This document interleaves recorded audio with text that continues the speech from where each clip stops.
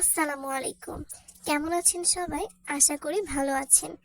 শীতের আমেজ তো চলেই এসেছে, আর শীত মানেই তো গরম গরম নতুন নতুন পিঠাপুলি খাওয়া। আর পিঠার মধ্যে সবচাইতে ঐতিহ্যবাহী এবং বিখ্যাত একটি পিঠা হচ্ছে দুধ চিতই পিঠা। আজকে আমি আপনাদেরকে দেখাবো একদম পারফেক্ট দুধে ভেজানো, মাত্র 1 ঘন্টায় দুধে ভিজবে এমন নো ফিল দুধ চিতই পিঠার সবচাইতে সহজ এবং সিক্রেট রেসিপি। আজকের এই রেসিপিটি হুবহু ফলো করলে কথা দিলাম আপনাদের পিঠা হবে নরম তুলতুলে, অসংখ্য ছিদ্রযুক্ত এবং অসংখ্য কোষযুক্ত, একদম পারফেক্ট। আর আজকের রেসিপিটি দেখলে যে কেউ এই পিঠা নিমেষেই বানিয়ে ফেলতে পারবে। তো চলুন আজকের এই রেসিপিটি শুরু করা যাক। সেজন্য আমি প্রথমে এখানে ভেজা চালের গুঁড়ো নিয়েছি। শুকনো বা ভেজা যে কোনো চাল দিয়ে এই পিঠা তৈরি করা যায়, যদি আপনি চিতই পিঠা তৈরির আসল কৌশলটি জানেন। এখন আমি এখানে লবণ দিয়ে দিয়েছি, লবণ দিয়ে মিশিয়ে নিয়েছি। এখন আমি এখানে নিয়েছি উষ্ণ গরম পানি, অর্থাৎ যে পানিটা আপনি আপনার হাতে সইতে পারবেন সেই রকম পানি। এখন অল্প অল্প করে পানি দিয়ে আমি ভালোভাবে হাতের সাহায্যে ভালো করে মেখে নিব এবং পারফেক্ট করে একটা লাছা তৈরি করে নিব। এখানে অল্প অল্প করে পানি নিয়ে অনেকক্ষণ ধরে ভালো করে নাড়াচাড়া করে মেখে নিতে হবে। একেবারে সম্পূর্ণ পানি দিবেন না, এইভাবে করে নাড়াচাড়া করে কিছুক্ষণ ধরে ভালো করে একটা লাছা তৈরি করে নিতে হবে। আর এটাই কিন্তু হচ্ছে চিতই পিঠা তৈরির আসল বা সিক্রেট একটা নিয়ম। আপনি যত ভালো করে যতক্ষণ ধরে ভালো করে আপনি মেখে নিতে পারবেন, পিঠাটা কিন্তু ততটাই পারফেক্ট হবে। এইভাবে করে নাড়াচাড়া করে কিছুক্ষণ ধরে ভালো করে মথে নিব। আর দেখতে পাচ্ছেন এটার ঘনত্বটা কেমন হয়েছে। এইভাবে করে অনবরত 5 থেকে 10 মিনিট বা হাতে যদি তার থেকে বেশি সময় থাকে সেই সময় ধরে ভালো করে নাড়াচাড়া করে ভালো করে মেখে নিতে হবে।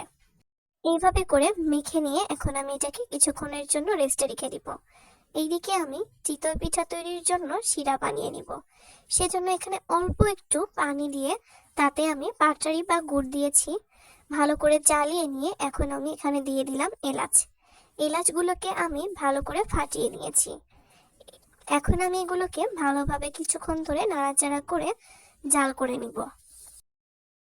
জাল করে নেওয়া হয়ে গেলে অল্প একটু ঠান্ডা করে এখন আমি দুধ ঢেলে দিচ্ছি। দুধটা দিয়ে আমি এখন দিয়ে দিলাম তেজপাতা। এই পর্যায়ে কিছুক্ষণ ধরে ভালো করে জাল দিয়ে আমি দুধটাকে ঘন করে নিব। এখন কিন্তু তেজপাতা দেওয়ার পরে লবণ দিতে হবে। লবণ দিলে যে কোনো মিষ্টি খাবারের স্বাদ কয়েক গুণে বেড়ে যায়। এই পর্যায়ে কিছুক্ষণ জাল দিয়ে আমি বলক তুলে রেখে দিলাম।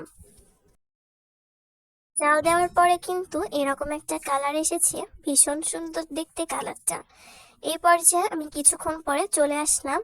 আর এইদিকে দেখতে পাচ্ছেন তখন কিন্তু ব্যাটারটা অনেক বেশি পাতলা ছিল। এই পর্যায়ে একদম লাছার মতো একটা ব্যাটার তৈরি হয়ে গেছে। ব্যাটারটা কিন্তু একদম লাছা লাছা তৈরি হয়ে গেছে। আর চিতই পিঠা তৈরির সময় অবশ্যই এরকম একটা লাছা যুক্ত ব্যাটার থাকতে হয়। এখন আমি আবার গরম পানি বা উষ্ণ গরম পানি দিয়ে আমি এখানে ব্যাটার তৈরি করে নিয়েছি। এইদিকে আমি হাই হিটে তাওয়া বসিয়ে দিয়ে তাওয়াটাকে 1 ঘন্টার মতো গরম করে নিয়েছি। তাওয়ার উপরে পিঠা তৈরি করার জন্য আমি একটা ছোট্ট কড়াই নিয়েছি। কড়াইটাকেও সেমভাবে গরম করে নিয়েছি। আর এদিকে দেখতে পাচ্ছেন ব্যাটারের ঘনত্বটা। পিঠা তৈরি করার জন্য আমি প্রথমে ব্যাটারটাকে ছোট্ট একটা বাটির ওপর তুলে নিচ্ছি। বাটির ওপর তুলে দিয়ে এখন আমি দিয়ে দিচ্ছি ব্যাটারটা। ব্যাটার দিয়ে ঢাকনা দিয়ে ঢেকে কিছুক্ষণের জন্য অপেক্ষা করতে হবে। পিঠাটা তৈরি হয়ে গেলে ঢাকনা তুলে এখন আমি তুলে নিচ্ছি। সবগুলো পিঠা যাতে একই মাপের থাকে এবং দেখতে যাতে অনেক বেশি সুন্দর হয়, সেজন্য আমি এখানে বাটি ব্যবহার করেছি। এখন আমি পিঠাটাকে তুলে নিচ্ছি। আর দেখতেই পাচ্ছেন কতটা ছিদ্রযুক্ত পিঠাটা হয়েছে। পিঠাটাকে যদি পিছন দিকে করা হয়, পিছন দিক থেকেও কিন্তু ভীষণ ছিদ্রযুক্ত দেখা যাচ্ছে। পিছন দিক থেকে কিন্তু সামনের দিক পর্যন্ত দেখা যাচ্ছে। আর দেখতে পাচ্ছেন কতটা নরম হয়েছে। এখন আরেকটা কথা, দুধ চিতই পিঠা তৈরি করার ক্ষেত্রে একটা বিষয় লক্ষণীয়। দুধ চিতই পিঠা তৈরি করার সময় আপনি যখন শিরা বানাবেন সেই পর্যায়ে কিন্তু পানি ব্যবহার করবেন না। দুধ পিঠার শিরাটা থাকতে হবে ঘন। দুধ পিঠার শিরা ঘন থাকলে খুব সহজেই কিন্তু রসটা পিঠার মধ্যে চলে আসবে। আজকের এই রেসিপিটি হুবহু ফলো করলে যে কেউ যারা একেবারেই নতুন তারাও কিন্তু রেসিপিটি বানিয়ে ফেলতে পারবে। এইভাবে করে আমি শিরায় পিঠা দিয়ে চামচের সাহায্যে ডুবিয়ে দিচ্ছি। একে একে এইভাবে করে আমি সবগুলো পিঠা বানিয়ে নিব। আজকের এই রেসিপিটি দেখে যদি আপনারা পিঠা বানান তাহলে কিন্তু পিঠাটাকে সারা রাত ভিজিয়ে রাখতে হবে না। মাত্র 1 ঘন্টায় পিঠাগুলো ভিজে নরম তুলতুলে হয়ে যাবে, কথা দিলাম, গ্যারান্টি দিচ্ছি আপনাদের। তাহলে দেখি কিসের, আজকের এই রেসিপিটি দেখে কিন্তু আপনারাও খুব সহজেই চিতই পিঠা, দুধ চিতই পিঠা বানিয়ে ফেলতে পারবেন। আর আজকের নিয়মে আপনারা যদি এই পিঠাগুলো বানান সবাই কিন্তু আপনার প্রশংসা করতে বাধ্য হবে। একটা পিঠাও নষ্ট হবে না। প্রত্যেকটা পিঠায় নরম তুলতুলে অসংখ্য কোষযুক্ত হবে, ভিজতে টাইমই লাগবে না। এই পিঠাটা গ্রাম বাংলায় অনেক ঐতিহ্যবাহী পিঠা। এই পিঠা শীতে একবার না খেলে চলেই না। এই পিঠাটা সবার কাছে অনেক বেশি পছন্দনীয় এবং এই পিঠাটা কিন্তু খেতেও অনেক বেশি লোভনীয়। একদম পারফেক্টভাবে এই রেসিপিটি ফলো করলে কিন্তু আপনারাও চিতই পিঠা তৈরি করতে পারবেন, 100% গ্যারান্টি।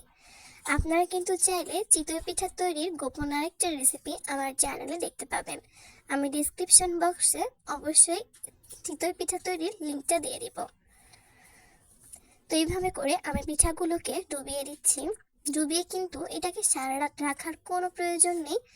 1 ঘন্টার মধ্যে পিঠাগুলো এত নরম তুলতুলে হবে যে বলে বোঝানো সম্ভব না। আপনারা অবশ্যই একবার হলেও বাড়িতে বানাবেন।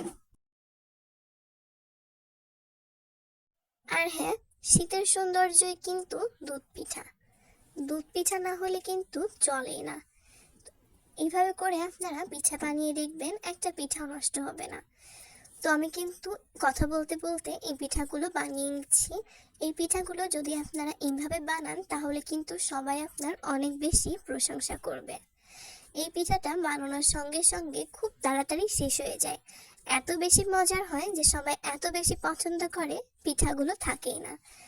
দেখতে পাচ্ছেন কতটা ছিদ্রযুক্ত হয়েছে আর অনেক বেশি কোষযুক্ত হয়েছিল আর অনেক বেশি ফুলকো পিঠা হয়েছে।